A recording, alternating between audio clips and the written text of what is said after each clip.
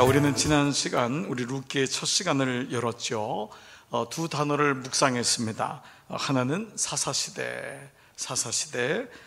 이걸 가리키는 말씀이 그때에 이스라엘의 왕이 없으므로 사람이 각기 자기 소견에 옳은 대로 행하였더라. 이 말씀이 사사기의 주제였다고 말씀을 드렸습니다.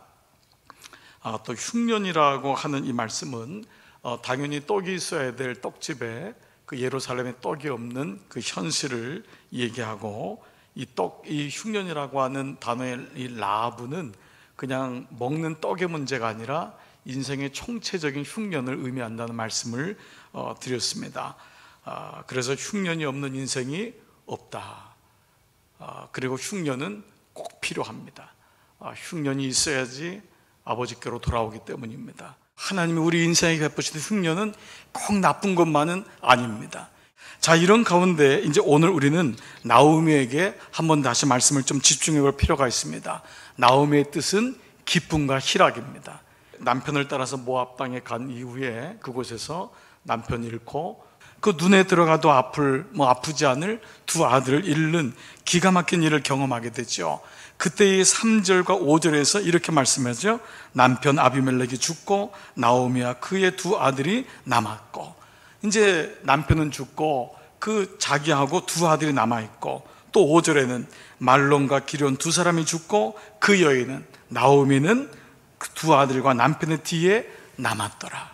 이 남았더라고 하는 것이 어떤지를, 인생의 모습이 어떤지를 우리에게 보여주고 있습니다. 우리가 겪어야 될 인생의 고독과 절대적인 아픔이 있습니다.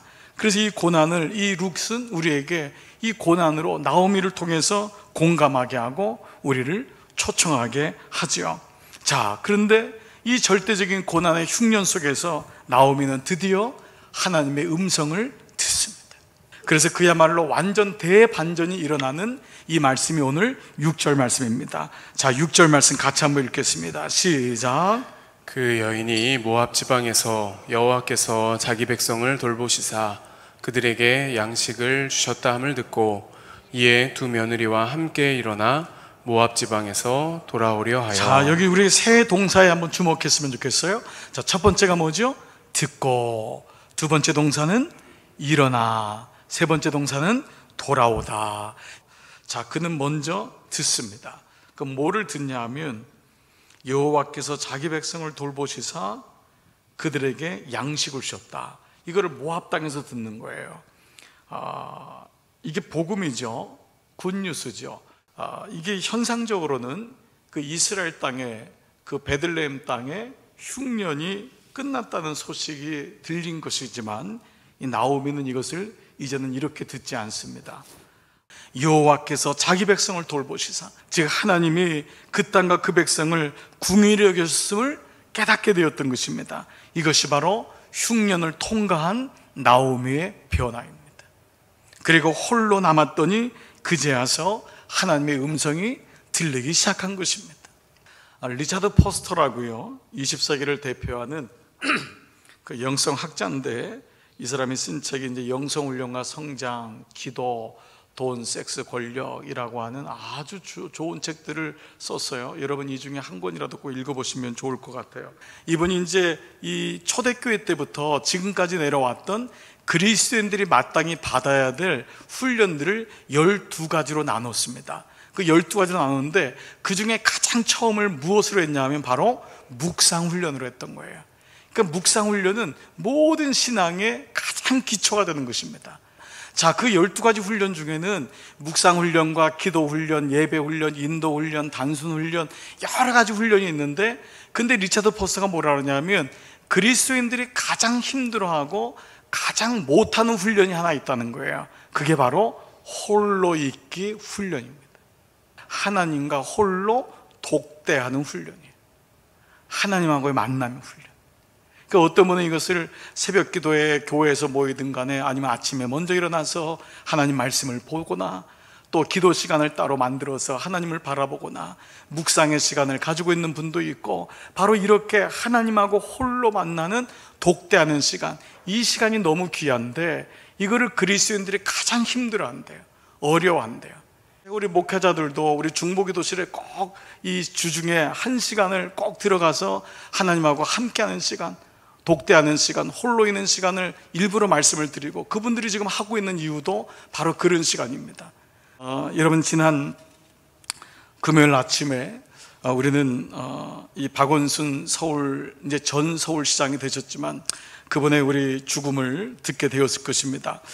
그 소식을 들으면서 여러 가지로 해석은 다양할 수 있지만은 참 마음이 여러분 많이 무거웠을 것입니다. 그래도 천만 서울시장의 이 마지막 이 한 정치인의 행보가 이렇게 허무하게 끝나는 걸 생각하니까 참 인생이 뭔가 이런 생각도 들고, 그러나 저는 이 한 사람의 인생이 스스로가 자기의 목숨을 끊는 이 경우까지 간다고 할 때 삶의 무게라는 것은 만만치 않습니다. 저는 그분의 행보를 잘했다 얘기를 하고 그분의 죽음에 대해서, 그분의 모습에 대해서 적절한 얘기를 하고 싶은 그런 차원이 아닙니다. 한 사람이 걷게 되는 그 사람이 삶의 무게입니다. 홀로 남게 되는 삶의 무게. 그날 금요일 날 아침인 8시가 마침 제가 중보기도실에 들어가는 시간이었어요.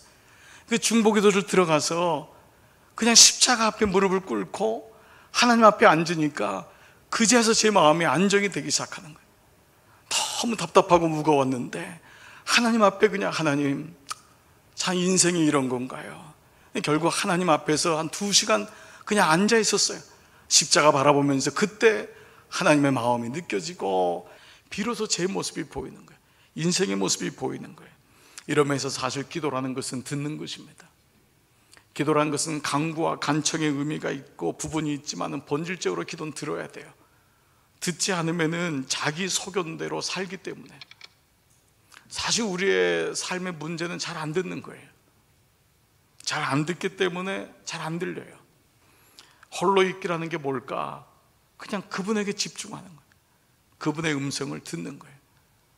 여러분, 구약 성경 중에 민수기라는 말씀이 있습니다. 원래 이 말씀은 출애굽해서 가나안 땅 들어가기 직전까지 있었던 일들과 거기에 이스라엘 백성에게 주셨던 하나님 말씀이거든요. 근데 민수기의 원래 성경 이름은 민수기가 아니라 그 말씀은 나중에 집약해서 한 것이고 1장 1절에 처음 등장하는 단어가 뭐냐면 광야에서라는 단어입니다. 광야에서. 이게 히브리 말로 메미르바르라고 하는데, 메미르바르, 광야에서. 그래서 이 말씀의 민수기의 뜻이 뭐냐?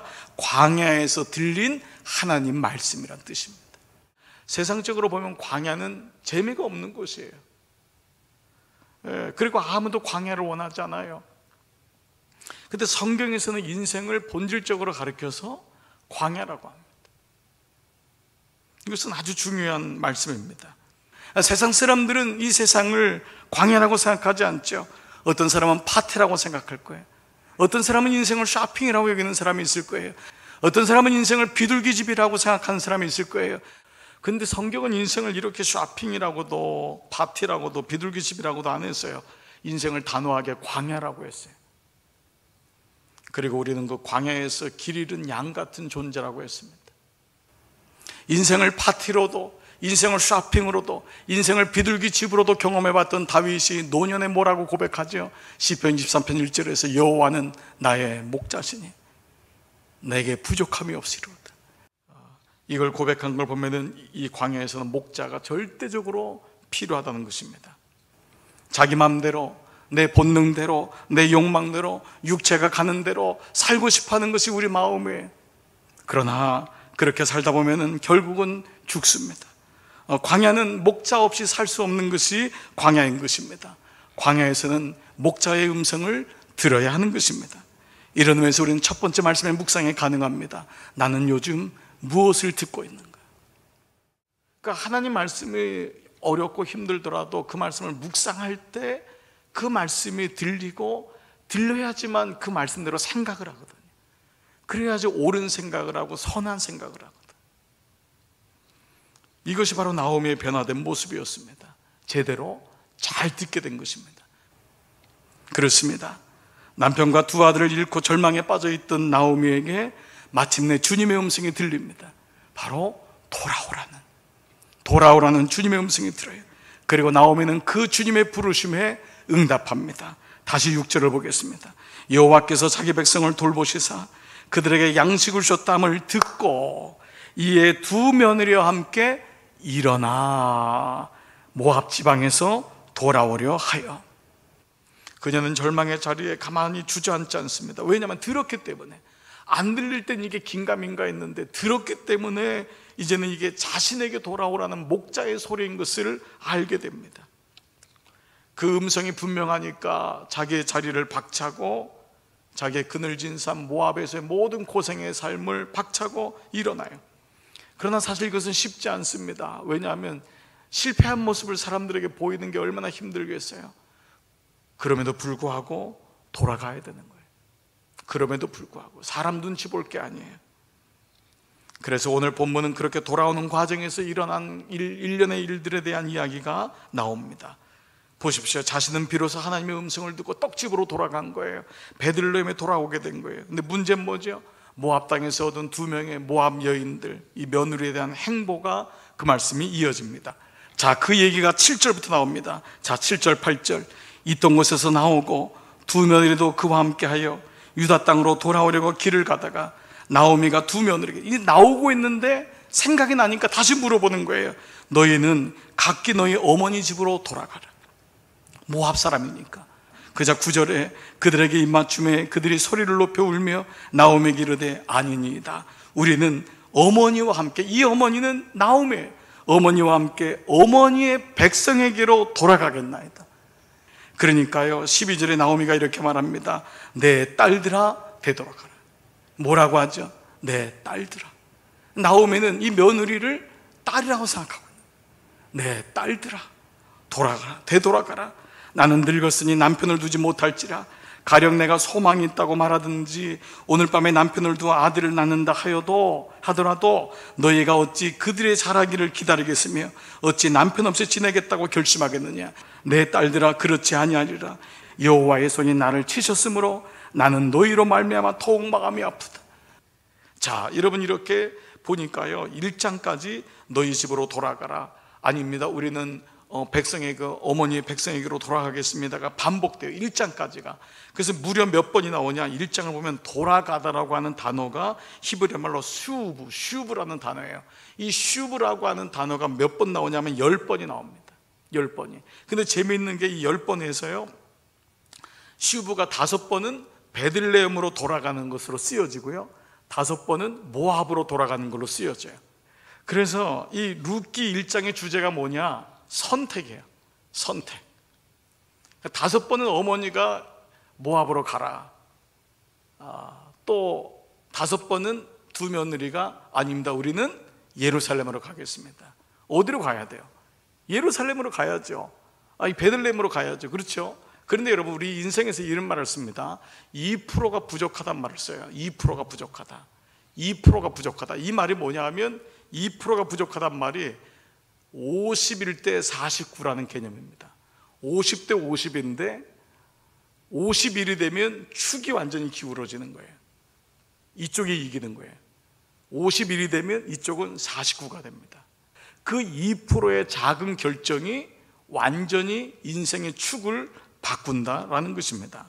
지난 한 주간 같은 사건이 며칠 사이로 일어나서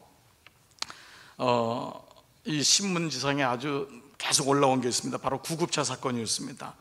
하나는 여러분이 아시는 대로 국민들의 공분을 산 지금은 이 영장 심사를 기다리면서 얼마나 이 사람이 고통 가운데 있을지 이해가 됩니다. 여러분 아시다시피 폐암을 잃고 있는 80대 노모를 구급차로 가는데 이 택시기사가 부닥친 겁니다. 부닥치자 열어보니까 노인 한 분이 있는데 보니까 자기 생각엔 급하지 않은 것 같으니까 뭐라고 했어요? 죽으면 내가 책임진다. 그리고 2차 먼저 고쳐라. 거기서 그 떼약볕 속에서 15분을 기다리게 하고 결국은 늦어지게 되고 5시간 후에 이 노모가 돌아가셨습니다. 그런데 그 며칠 뒤에 똑같은 아반떼가 구급차에 부닥쳤는데 이 사람도 이 구급차 잘못이었어요. 근데 이 아반떼가 어떻게 했냐면 지금 급하니까 먼저 가시라고, 그리고 수고 많으시다고, 그리고 어차피 제 차는 오래돼서 바꿀 때가 된 것 같다고, 괜찮다고. 그 다음에 연락했더니 진짜 괜찮은 거예요. 아무 염려하지 마시라고. 근데 이 기사를, 이 얘기를 들은 그 구급대원이 너무 이거 처음 이런 걸 얘기를 받은 거예요. 너무 격려가 되고 힘이 나가지고 세상에 이런 사람도 있구나. 그래서 그걸 SNS에 올리는 일이 일어나서 많은 사람의 칭찬을 받았어요. 우리 인생에서 모든 걸 다 선택을 잘한다는 건 쉽지 않습니다. 본문에 나온 나오미도 잘못된 선택을 많이 했어요. 남편을 물론 따라간 것이었지만 떡집을 떠나기로 이 여자도 결국은 선택했고, 그 많은 나라 중에 모압에 가기로도 선택을 했고, 많은 아이들을 결혼시키는데 하필 모압 처자들로 며느리를 선택했고, 결국 보면은 그녀도 결국 자기의 소견에 옳은 대로 선택한 것이 이루어졌던 거예요. 그런데 이런 인간적인 선택들, 자기 소견대로 했던 선택을 한 번에 회복시키는 2%의 그 작은 선택이지만, 이것이 바로 오늘 나오는 떡집으로 돌아가는 사건이었어요. 끊임없는 선택을 하지만 순간적으로 인간적인 선택을 할 수밖에 없는 연약함이 있지만, 그 가운데서 내가 하나님 중심의 선택을 하고 있느냐, 이거를 다른 말로 말하면은 하나님이 우리를 향한 헤세드 에로의 초청인 거예요. 이런 의미에서 오늘 예배도 아주 중요한 선택이 될 수 있습니다. 예배는 본능적으로 자기 소견대로 살도록, 그래서 그렇게 될 수밖에 없는 우리로 하여금 잘못된 선택을 막을 수 있는 가장 확실한 은혜의 통로입니다. 우리는 어떻게 해서든지 잠시라도 홀로 있는 시간을 가져야 돼. 말씀 묵상하는 시간을 갖고 하나님과 독대하는 골방에서의 시간을 확보해야 돼요. 이것이야말로 자기의 욕망과 본능대로 선택하게 하는 우리를 향한 하나님의 헤세드인 거예요. 하나님께서 우리를 그렇게 부르시는 거예요. 자, 이제 마지막 한 단어에 주목해 봅니다. 그것은 바로 돌보다라고 하는 단어입니다. 6절 다시요. 그 여인이 모압 지방에서 여호와께서 자기 백성을 돌보시사. 돌보다, 이 돌보다라는 히브리 뜻은요 파카드라는 뜻인데요, 이 파카드라는 것은 무엇보다 마음을 헤아리다, 마음을 헤아리다, 이것이 파카드입니다. 나오미가 이런 선택을 할 수 있었던 가장 확실한 이유는 뭐냐 하면, 그의 안에 있었던, 모압 땅에 비록 살고 있고 믿음을 잃어버리고 떡집을 떠났지만 그 안에 있었던 하나님을 향한 DNA가 있는 거예요. 하나님이 자신을 돌봐 주었던, 하나님이 당신의 마음을 헤아리고 있다고 하는 그 마음, 이것이 나오미에게 있었던 놀라운 믿음의 유산이었습니다. 여러분 아시는 대로 믿음의 조상이 된 아브라함이 하나님의 약속대로 100세의 아들 이삭을 낳잖아요. 그 과정이 얼마나 드라마틱합니까? 근데 그 과정 속에서 얼마나 잘못된 선택을 많이 하는지 몰라요. 여러분 12장에 보면요, 애굽 왕에게 가서 이 아내인 사라를 누이라고 속이고요, 15장에서는 아들을 안 주니까 자기의 노정인 엘리에셀을 후계자로 삼으려고 하고요, 16장에서는 도저히 안 되니까 여종 하갈과 동침하게 되고 거기서 이스마엘이 태어나서 얼마나 고통을 겪습니까? 또 20장에서는 그라랑에게 다시 또 사라를 누이라고 하고, 그런데 이런 가운데서 사라가 제일 힘들었겠죠. 그런데 그 말씀에 창세기 21장 2절 말씀에 이 말씀이 나와요. 사라가 임신하고 하나님이 말씀하신 시기가 되어 노년에 아브라함에게 아들을 낳으니 아브라함이 그에게 태어난 아들 곧 사라가 자기에게 낳은 아들을 이름하여 이삭이라 하였고, 근데 이 결과를 가져온 그 전 21장 1절에 여호와께서 말씀하신 대로 사라를 어떻게 해요? 돌보셨고, 이 돌보셨가 바로 파카드입니다. 그러니까 여호와께서 말씀하신 대로 사라의 마음을 헤아리셨고, 주님께서 당신의 백성을 돌보신다는 것은 그냥 막연하게 내가 그냥 이렇게 도와줄게 라고 하는 것이 아니라는 거예요. 그 사람의 마음속에 있는 가장 절망과 슬픔과 그의 처지를 알고 그의 마음을 헤아리시고, 그래서 근원적인 생명과 희망을 주겠다고 하시는 약속이신 거예요. 내가 돌아갈 곳은 바로 하나님의 품이구나, 바로 이것을 알았던 것입니다. 그 흉년의 시간에 있었지만은 모든 흉년의 기간 속에서도 내가 너와 함께 있음을 말씀해 주었던 거예요. 사랑하는 여러분, 들었으니까 듣기 때문에 일어나서 주님께로 돌아가는 것입니다. 오늘 이 나오미의 은혜가 여러분 가운데 함께 하시기를 축복합니다.